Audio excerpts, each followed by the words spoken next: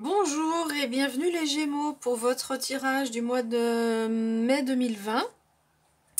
Donc on va regarder ce qui se passe au niveau des énergies générales, donc avec un tarot. Euh, un deuxième tarot pour regarder ce qui va se passer au niveau professionnel. Et le troisième tarot, le tarot des flammes jumelles, pour regarder ce qui se passe au niveau relationnel.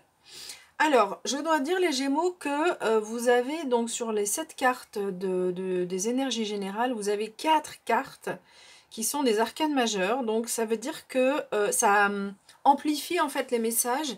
Et donc le mois de mai sera un mois qui sera important pour la plupart, pour beaucoup de personnes qui sont du signe du Gémeaux. Alors, je vais peut-être vous montrer toutes les cartes une par une et ensuite je commence l'interprétation par la suite, après. Voilà, donc première carte, c'est la carte de l'étoile, une magnifique carte. C'est une carte qui est très lumineuse, c'est une carte qui apporte vraiment beaucoup d'espoir. Donc on va voir un petit peu au moment de l'interprétation, on verra plus en détail. Ensuite, c'est la carte du pape que vous avez. J'essaye de voir si vous les voyez assez. J'avais l'impression pour les balances qu'on ne les voyait pas assez. Donc vous me direz si jamais vous trouvez qu'on ne les voit pas assez. Donc le pape. Ensuite, on a le page de bâton.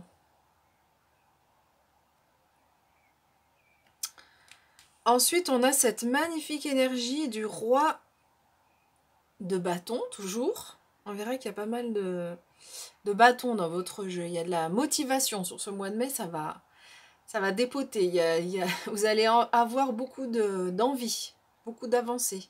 Vous aurez envie d'avancer. Donc magnifique énergie, hein, on voit cette carte est dans ce jeu est très très parlante au niveau du feu intérieur, c'est vraiment le feu intérieur, vous aurez le dragon à l'intérieur, on va développer ça tout à l'heure. Cette magnifique carte encore, c'est la reine de denier, qui est une superbe énergie pour vous accompagner. Donc on a le monde présenté à l'envers. Et dernier arcane majeur, j'ai pas dit les arcanes majeures, je vais le redire après. Moi, j'arrive pas bien à voir en fait si vous. Oui, on voit toute la carte.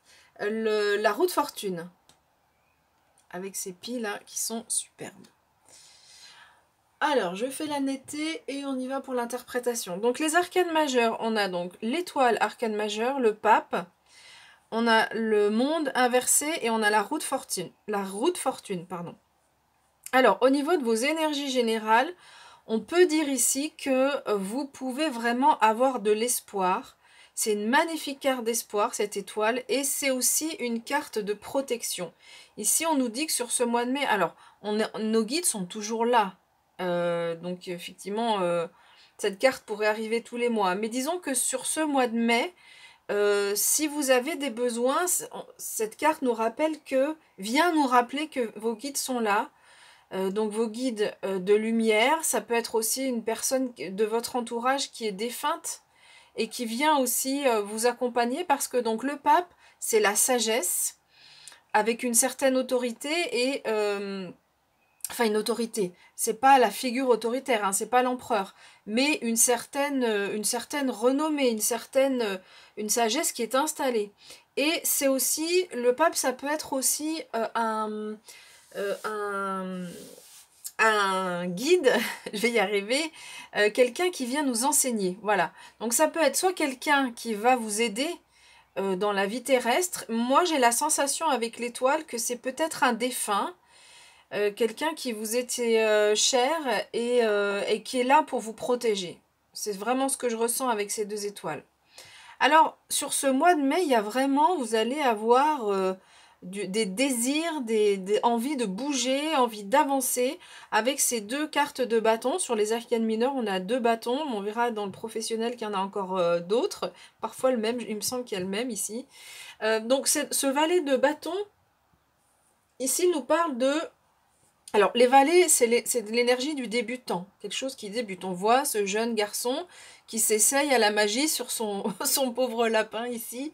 On ne sait pas trop ce qui va se passer. Donc, il y a une espèce, comme une sorte de nouveauté. Vous avez une envie de quelque chose de nouveau, sans que ce soit dans un premier temps précis. Je pense que c'est peut-être fin avril, début mai. Et puis cette énergie, cette envie va vraiment s'amplifier. Vous passez directement, vous zappez l'étape du chevalier de la dame, vous passez directement avec cette énergie du roi de bâton, qui est vraiment le feu intérieur. Vous avez envie d'agir. Les murs de votre maison sont pas assez grands, hein. Vous allez avoir envie de les pousser. Alors c'est votre maison intérieure évidemment, hein. Je parle de la maison intérieure. Et c'est vraiment, et lui, il est donc ce roi de bâton, il est passionné, c'est un leader aussi, cette énergie de leadership, c'est quelqu'un d'actif, donc vous aurez envie de vraiment d'être dans l'action.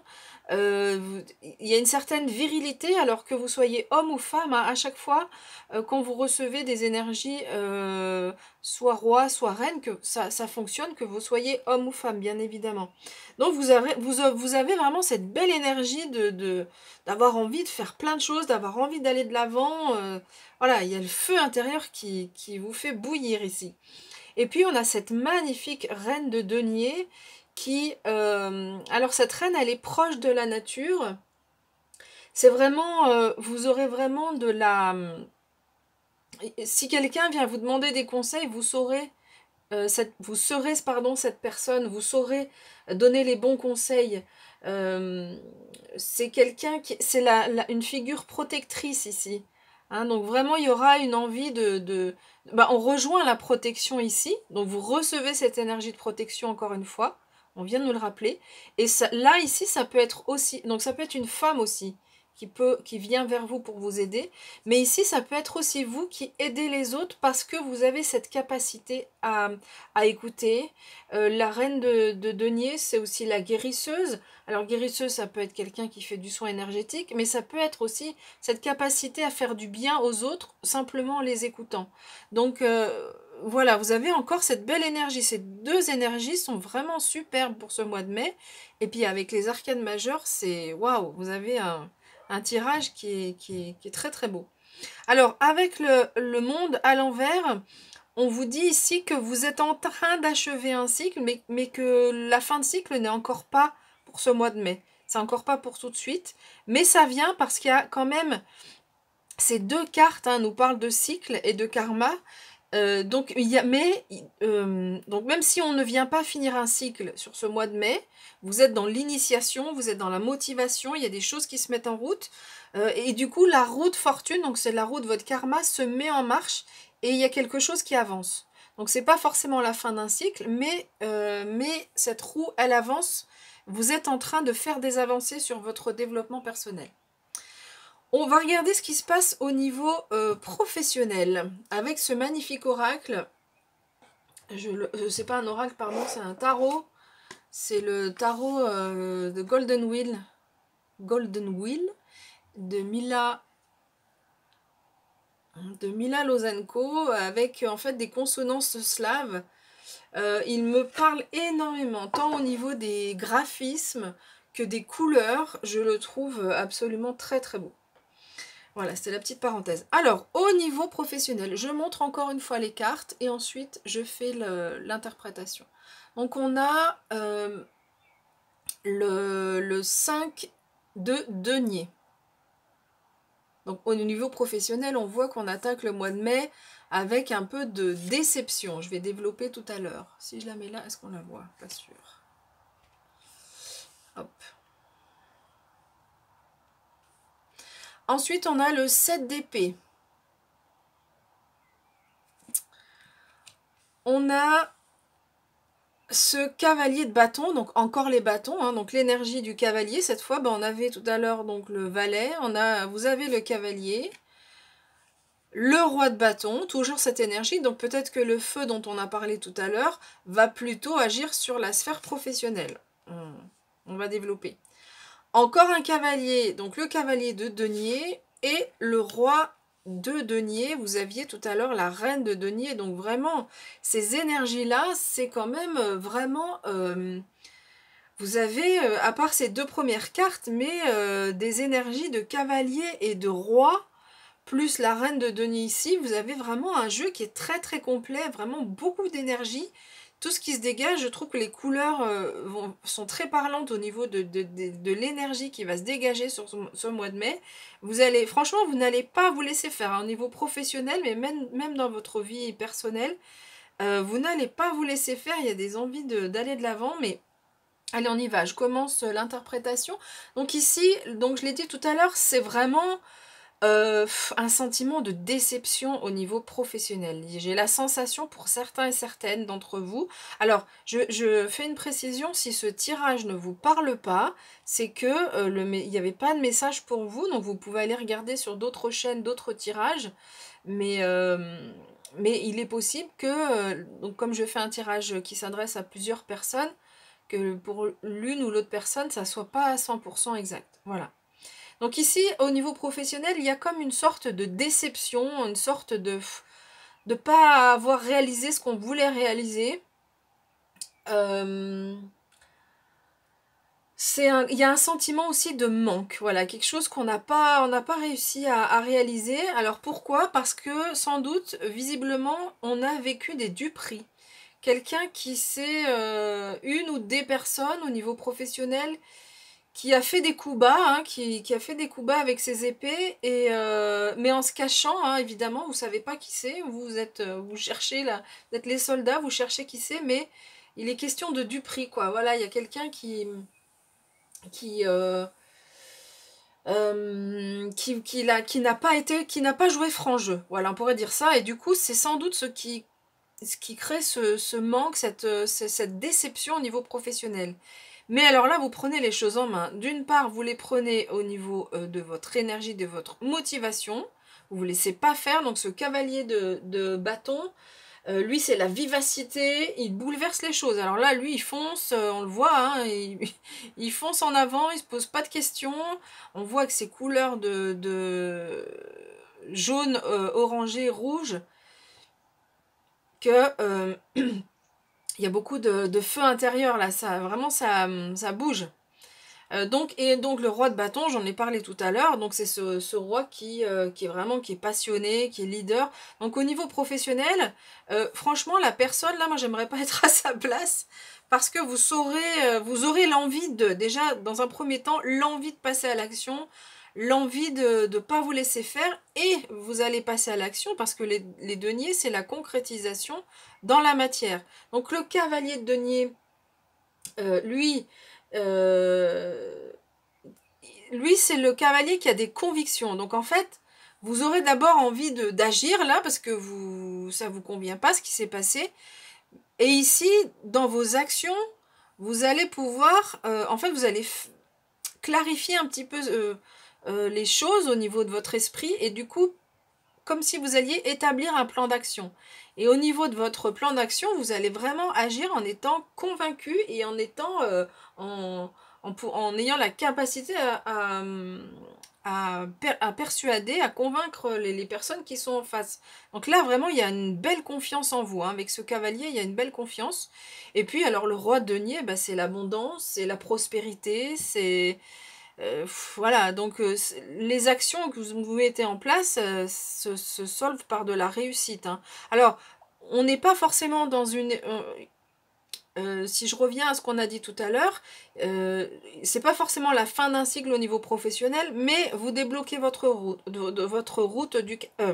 votre roue du karma, pardon, et clairement les choses avancent. Voilà au niveau professionnel. Donc on va regarder ce qui se passe au niveau sentimental. J'adore ces cartes, elles sont magnifiques. Comme je l'ai dit tout à l'heure, les couleurs, mais le graphisme aussi, hein, rappelle tout ce qui est slave. Une ambiance slave. Alors, au niveau sentimental, alors ça va être un petit peu différent, c'est pas tout à fait les mêmes énergies là. Donc on va voir. Je passe chaque carte comme tout à l'heure et ensuite je développe. Donc la colère. Ensuite, on a la carte de la culpabilité. Et ensuite, la carte du pardon. Alors, j'ai dit que les cartes semblaient moins souriantes, moins dynamiques que dans le tirage professionnel ou général. Mais de toute façon, quelles que soient les choses qui arrivent, hein, on est sur notre roue, on vit notre chemin et ben, ma foi, la vie c'est comme dirait l'autre, le film, c'est pas un long fleuve tranquille, donc oui. Parfois il y a des hauts, parfois il y a des bas, voilà. Mais en tous les cas, si on revient à votre tirage général, il y a des choses qui avancent. Quels que soient les par où on en passe, mais il y a des choses qui avancent. Alors, si vous êtes en couple, on voit que ici, il y a de la colère. Donc ça peut être soit vous qui avez de la colère, vous ressentez de la colère, vous savez pas pourquoi, vous êtes un peu cette énergie avec ce roi de bâton là, vous voulez avancer, vous voulez agrandir les murs de votre maison physique cette fois, mais vous savez pas trop, votre partenaire vous agace, enfin même plus que ça, vous ressentez de la colère et en même temps vous ressentez de la culpabilité, donc vous allez recevoir, c'est le mois de mai, hein, de la culpabilité parce que vous dites mais cette colère elle est pas justifiée. Donc ici, on vous demande de vous pardonner à vous-même, avec beaucoup d'amour.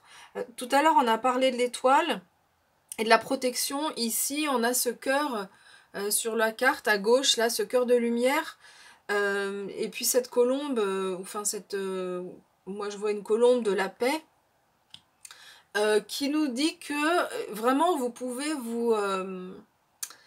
comment dire, vous demander pardon à vous-même. Voilà, c'est vraiment ce qui est demandé.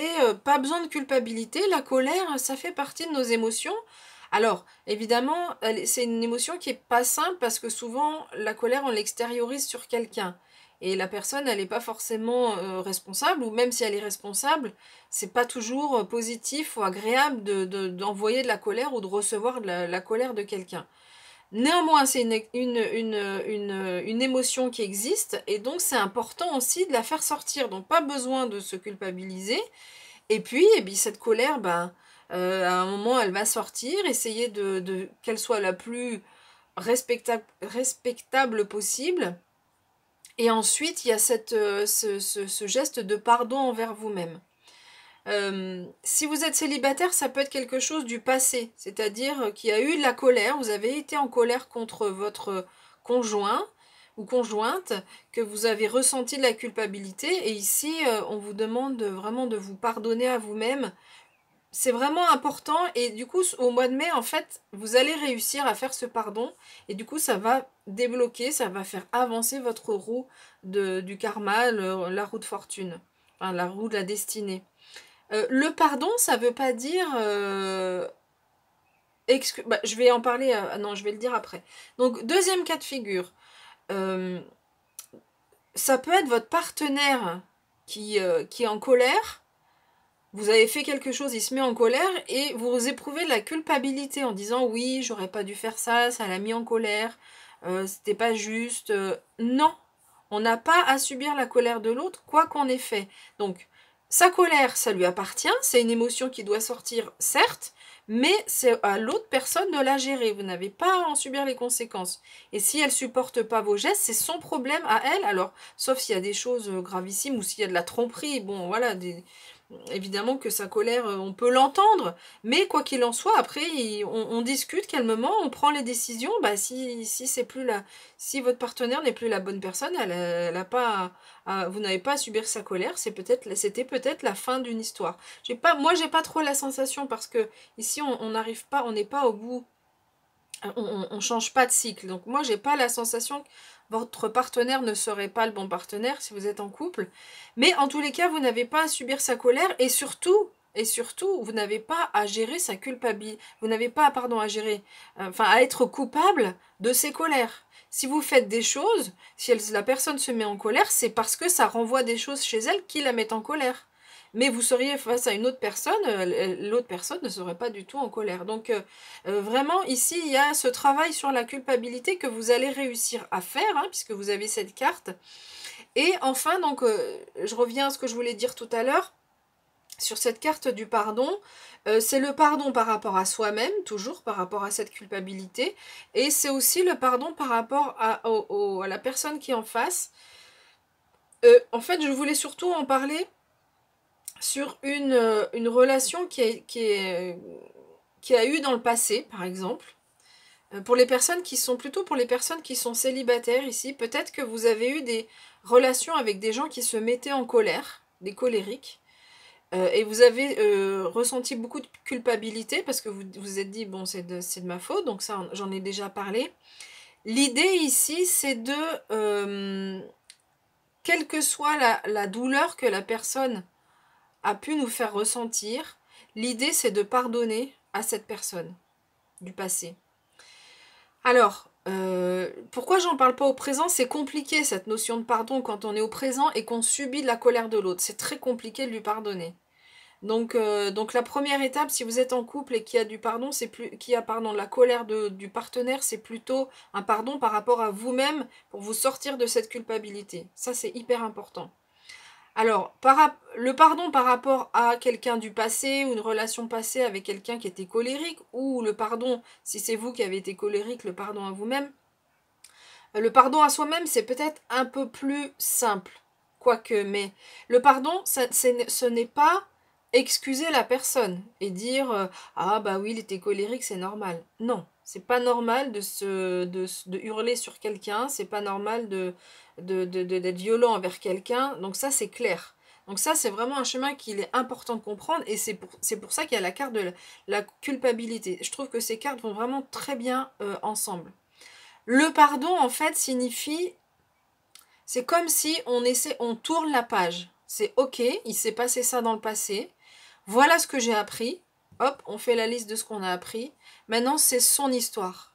Voilà, ça lui appartient, c'est son histoire, on n'est plus ensemble, il y a eu ses colères, il a été dans la colère, parce que on peut rester dans le... Si on est quelqu'un avec colérique, on a été avec quelqu'un de colérique et avec laquelle on se sépare, on peut rester hein, dans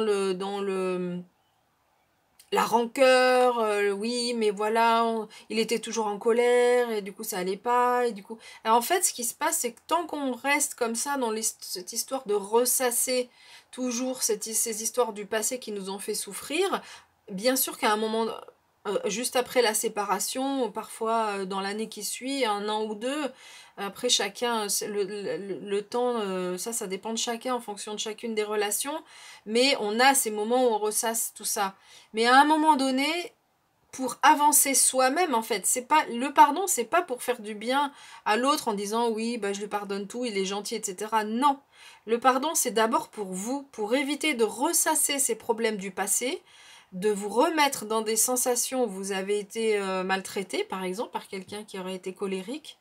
Et c'est vraiment pour couper le lien, en fait. On coupe le lien et on avance sur son propre chemin. Voilà, on dit ok c'est comme ça, on a été ensemble, j'ai vécu ça, peut-être que j'avais des choses à apprendre, maintenant c'est différent. Sa colère c'était sa colère, maintenant moi j'avance. Voilà, c'est plutôt ça l'idée du pardon. Moi c'est comme ça que je vois les choses.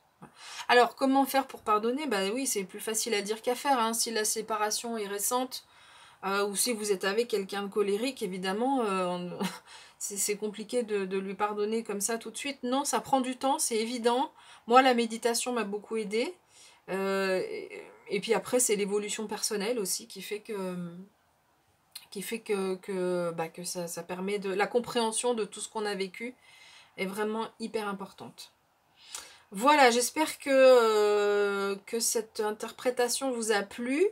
On se retrouvera pour le tirage de la nouvelle lune qui arrive bientôt. Et puis, une fois que j'aurai fini les tirages des mois, eh bien, on fera les tirages les énergies du jour. À bientôt!